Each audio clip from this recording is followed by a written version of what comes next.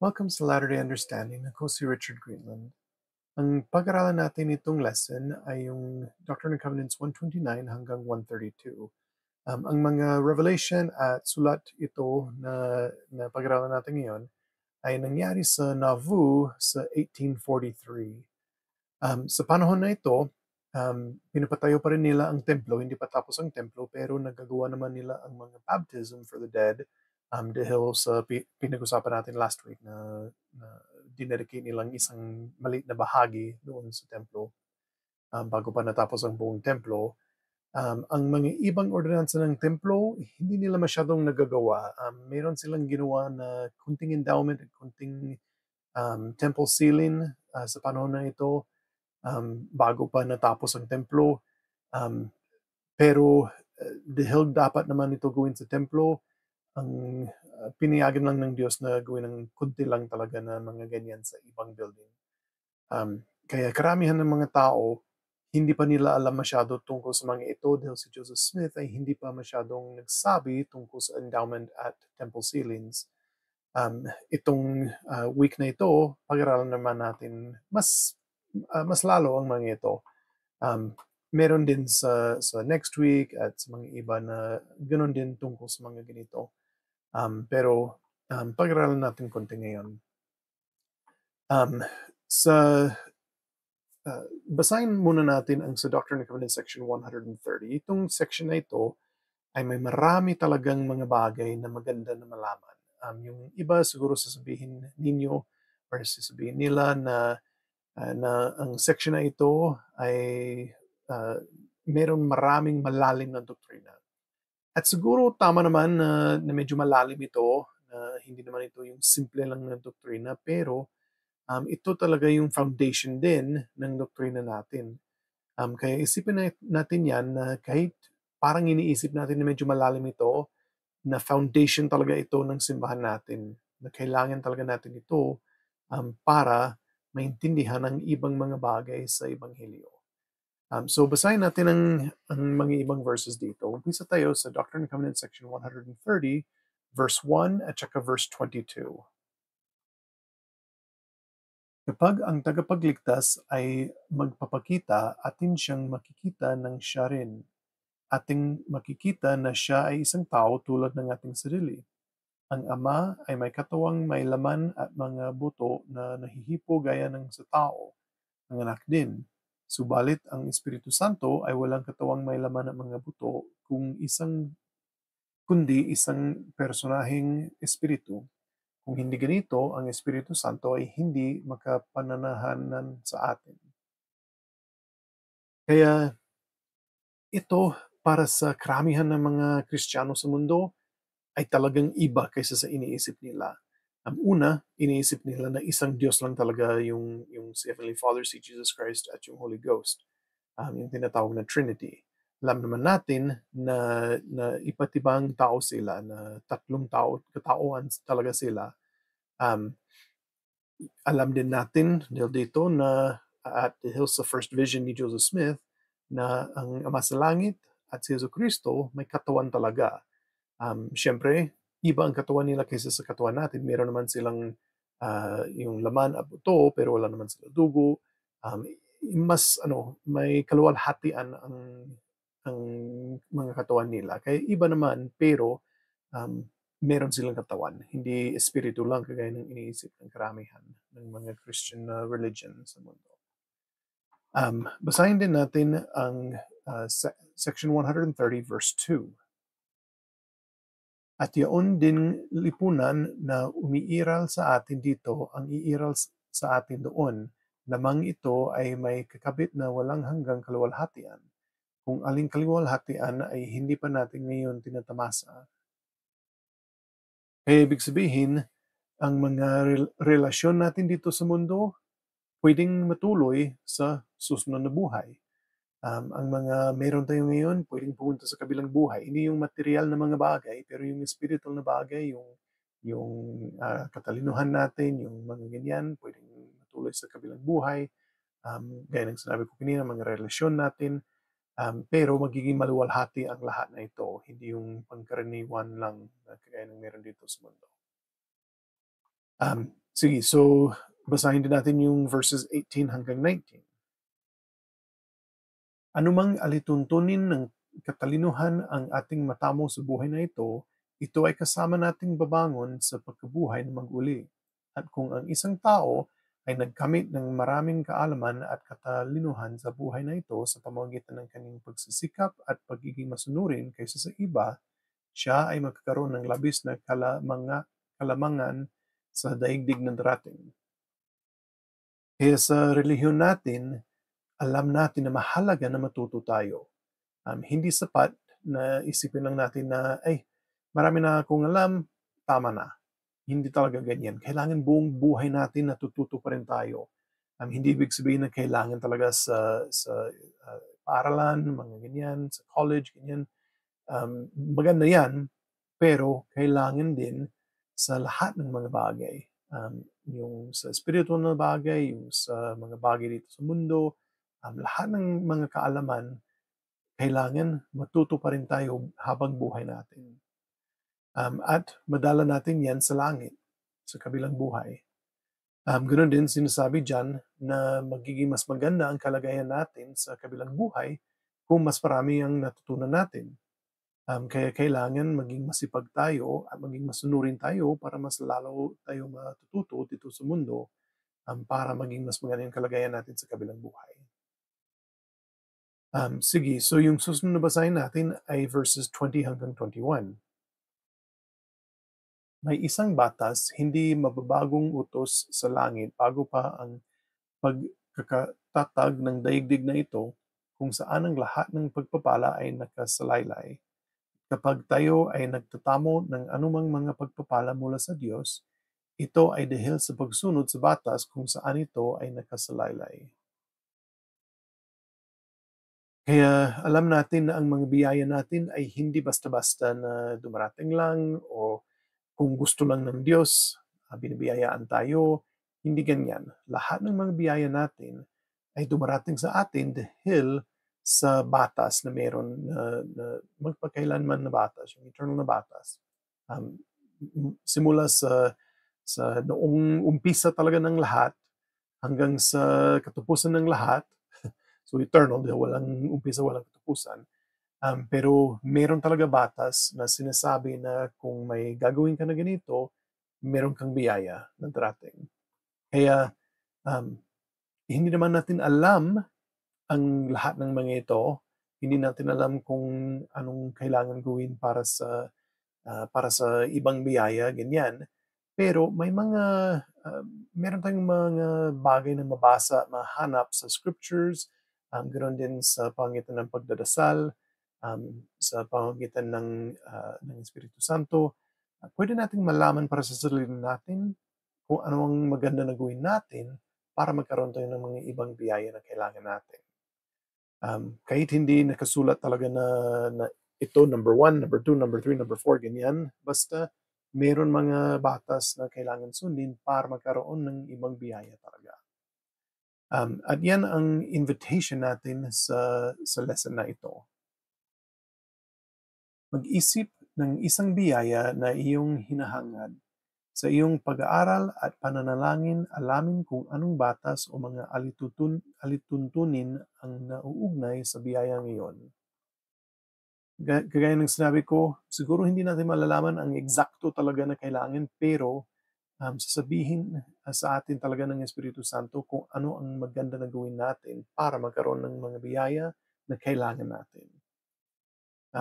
Kaya sana, pag-isipan natin yan palagi at mag-aral tayo sa mga banal na kasulatan at magdasal tayo palagi. Pwede din natin gawin ang mga ibang bagay kagaya ng pagpunta sa templo at sa simbahan, mga ganyan.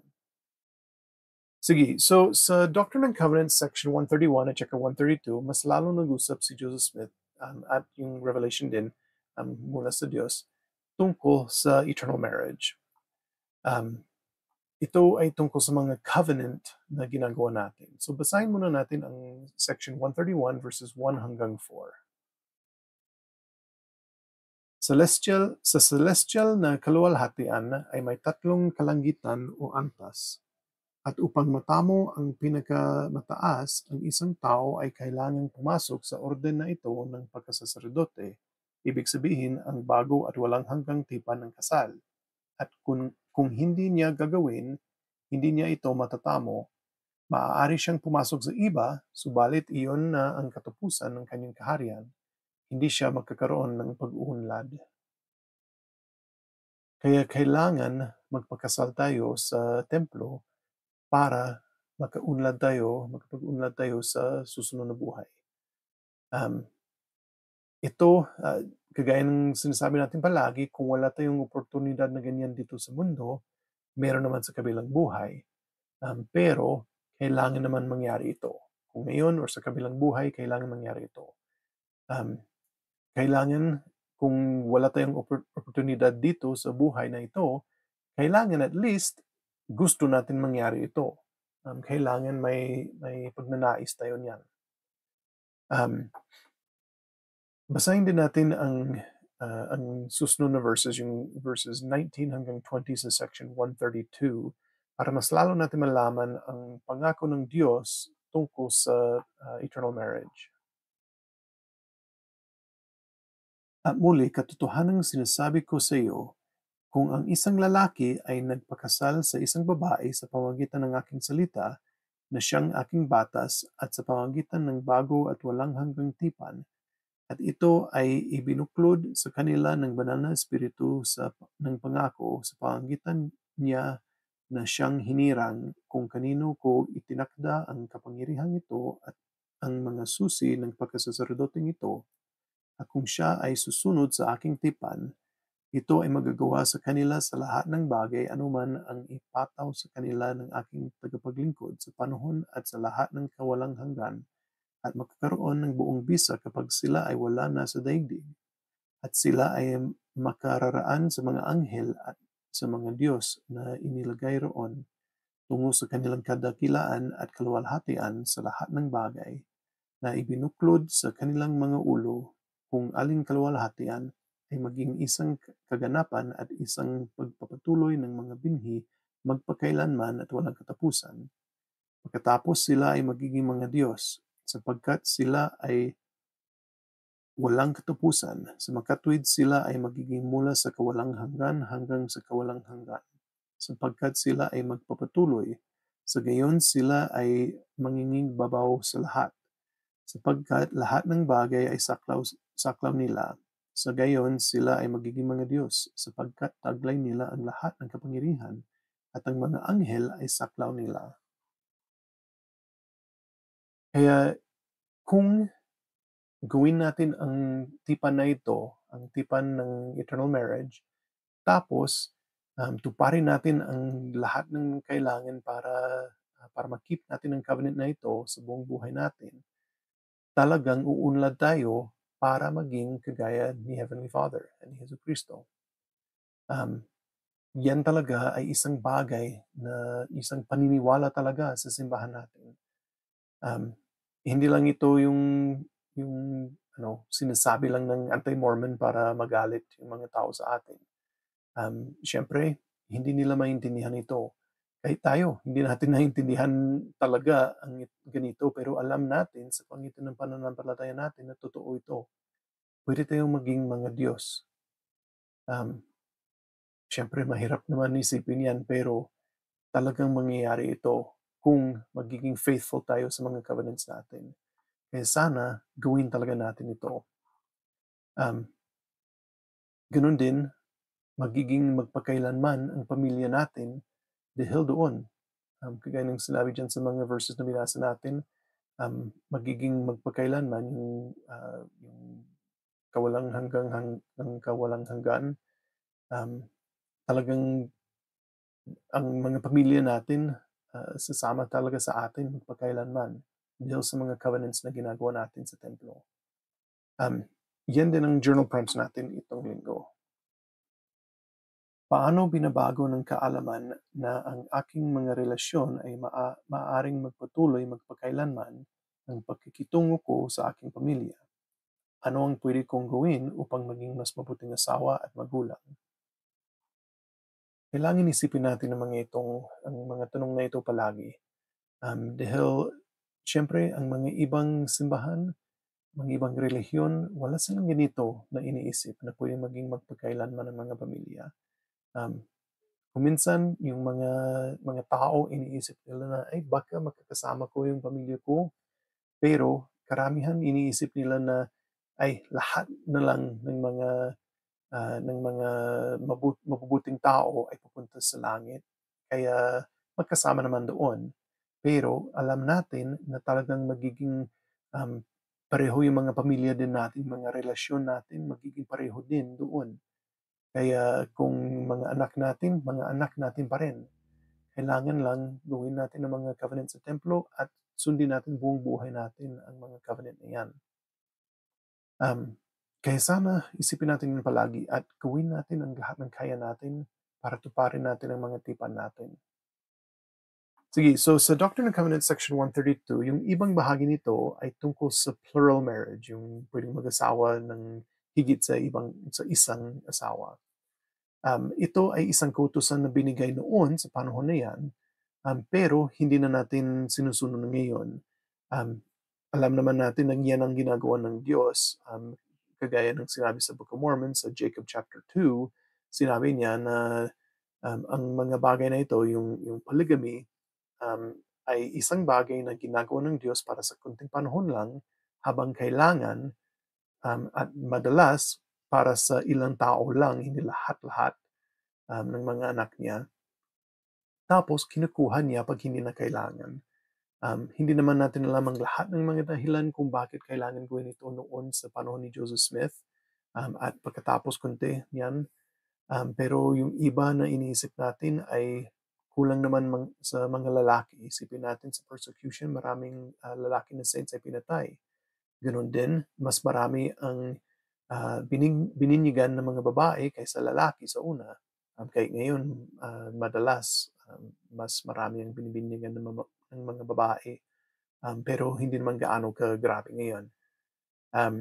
Kaya may marami siguro dahilan kung bakit sinabi ng Diyos na magkaroon ng plural marriage noon. Pero ang mahalaga na isipin natin ngayon ay binago yan ng Diyos sa pamamagitan ng revelation sa kanyang propeta, si Wilford Woodruff, pagkatapos ng ilang taon talaga, na nasa Salt Lake City na sila, at hindi na natin ginagawa ito. Kung gawin natin ngayon, laban yan sa kautusan ng Diyos. Kaya kailangan isang lalaki at isang babae lang magkasama na magpakasal, at sila ang magiging magpakailanman kung gawin nila ang tamang covenant sa temple at ganun din kung sundin nila buong buhay nila ang covenant nila. Alam ko mahalaga talaga ang templo at ang mga covenant na ginagawa natin doon. Alam ko na kung susundin natin ang mga covenant na ito, nangangako talaga ang Diyos na bibiyayaan tayo at magkakaroon tayo ng magpakailanman na pamilya. Kaya sana palagi natin sundin ang mga covenants natin sa templo. Kung hindi natin sinusunod, magsisi tayo kaagad at baguhin natin ang ginagawa natin. Sundin natin ulit. Kung paulit-ulit natin sinisira ang mga covenants natin, siguro kailangan natin tulong. Hingi tayo tulong sa Diyos, hingi tayo tulong sa bishop, hingi tayo tulong sa asawa natin, kahit anong kailangan natin gawin para makabalik tayo sa covenant path, para magawa natin ang mga covenants natin sa templo. Dahil yan lang ang paraan para magkaroon tayo ng magpakailanman na pamilya, yung eternal families. At itong iniwan ko sa pangalan ni Yesu Cristo. Amen. Sige, so sa next week, ang pag-aralan natin ay Doctrine and Covenants, section 133 hanggang 134. Salamat sa panonood.